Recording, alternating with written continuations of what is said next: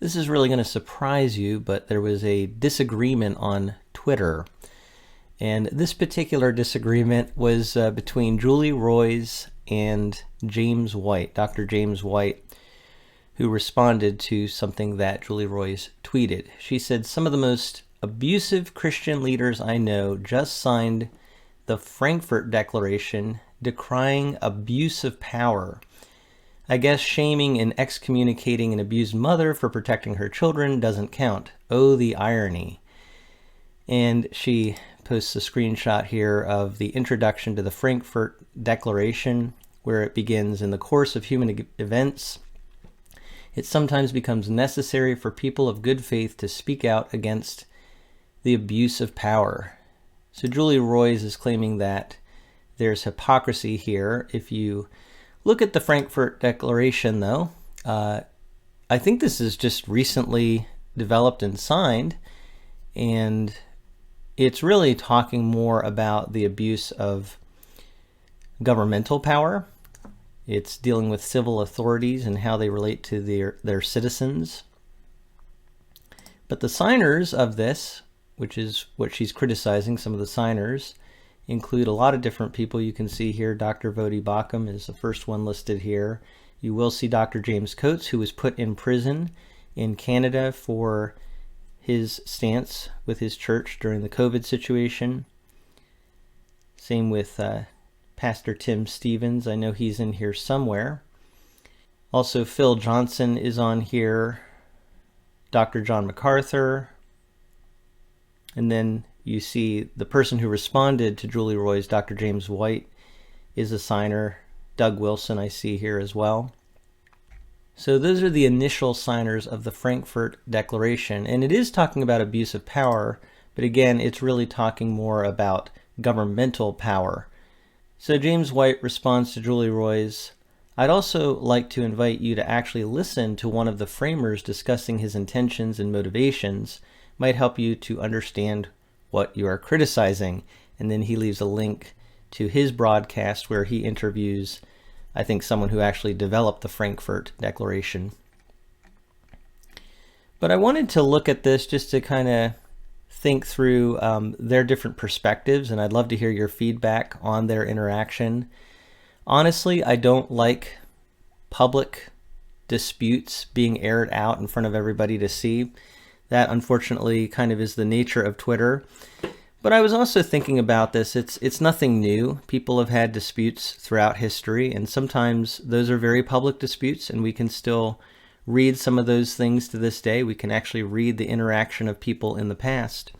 So it's really nothing new. And on the positive side, there are things we can think about by considering different perspectives and learning from what we're seeing in this interaction. So she says, "I'm highlighting the hypocrisy, but since you reportedly care about these abuses of power, please tell me what you've done to confront John MacArthur for publicly shaming and excommunicating Eileen Gray." So you can see here, she's kind of making a statement here saying you reportedly care about abuses of power. But then she says, "But what have you done to confront Pastor John MacArthur?" And then James White responds, "Oh, I see. So the abuse thing was just sort of splatter then. Interesting methodology. I'm not an elder at GCC, Grace Community Church, never have been, have no idea who Eileen Gray is. But as an elder in my own church, I well know the massive damage that has been done by those who circumvent the biblical parameters of church governance. It is so very easy to run with one side of a story when every elder I know is fully aware of how there is always another side and often multiples thereof. So I choose to follow the biblical paradigm and do not pretend to insert myself into matters of which I am actually completely ignorant. Those who do otherwise destroy lives and ministries out of a misplaced idea that there will not be a day of judgment, hence they must get their justice now. I am very confident of that." So his argument here is that we shouldn't be getting into the details of what other churches are dealing with. We shouldn't be butting into their business. We need to have a biblical idea of church governance. But he also is saying here that one of the reasons people are motivated to get involved with these types of situations is because they maybe aren't really thinking about the idea that one day God will judge everyone, and so we don't feel like we have to tackle every issue in this life. We can leave things in God's hands. And we know the Bible does say, "Vengeance is mine, I will repay, says the Lord." So ultimately we can leave judgment to God. That's the argument that James White is giving here. And again, church governance as well is a big thing he's bringing out. Julie Roy says, "Come on, James. Everyone, including the accrediting board who evaluated the Masters University," I think is what that stands for, "recognize that the people on JMAC's boards are yes men." So that's John MacArthur. "But go ahead, bury your head in the sand, and continue to associate with these men in violation of Ephesians 5:11. Or try applying your analytical skills and evaluate the evidence clearly laid out here." And so she now gives a link to her article about the John MacArthur situation and how the church handled Eileen Gray's family situation. Dr. James White says, again, "One side of the story. As an elder, I know how this works. Can you give me the biblical basis for how I, as an outsider, 2 decades down the road it seems, am supposed to act as judge on matters with only one side being presented?" And Julie Roy's response is, "You didn't even read the stories, did you? All sides were sought, and the stories are thoroughly backed up with video, original documents, and eyewitnesses. But that doesn't matter, does it? This is a pointless discussion." And then James White responds, "Well, it is only pointless because you refuse to even attempt to provide a biblical basis for demanding that I violate biblical parameters of church governance. So let it be known, Julie Roys will accuse elders and ministers of being abusive, and when challenged, refuses to even pretend to offer a biblical foundation. I think the elders of your church should be aware of your actions, ma'am. I hope you will consider your ways and your willingness to slander others." And I think that is the last of their interaction with each other. So one thing I will say is he says she doesn't give a biblical basis. Now he's talking specifically about a biblical basis for how she's handling church governance and getting involved in matters of other local churches.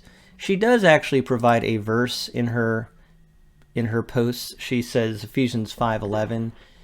Let's look at the context here, starting in verse 6. "Let no one deceive you with empty words, for because of these things the wrath of God comes upon the sons of disobedience.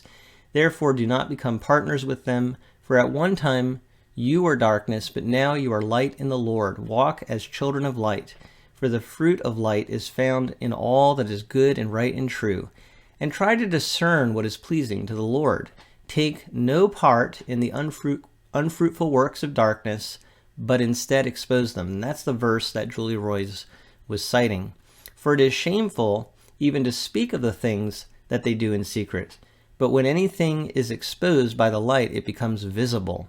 For anything that becomes visible is light. Therefore, it says, 'Awake, O sleeper, and arise from the dead, and Christ will shine on you.'" So what she's really highlighting is that we are to, as Christians, expose unfruitful works of darkness. Now, in the context here, it seems to me this is really talking more about how we walk within the world around us, and that we are supposed to be shining a light on what is sinful. Now, can that be applied within the church? Yeah, I think to some degree it can. But James White's argument is that we have to do that in a biblical way according to the biblical parameters of church governance. And that is what he believes she's violating. So one of the main issues that really comes up in this interaction is your understanding of church government or church polity. And James White is Baptist. I believe he's Reformed Baptist. So his understanding of church polity is definitely going to be focused more on the local church and the elders of the local church.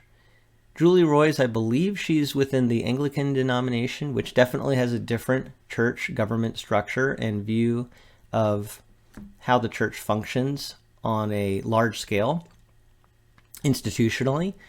But I think they just have a difference of opinion on how we should relate to other churches. But also, I think there are some other differences of opinion about how they view people who are in positions of authority in the church and how they should functionally carry out that authority. So I think there's clearly various issues that they disagree on here.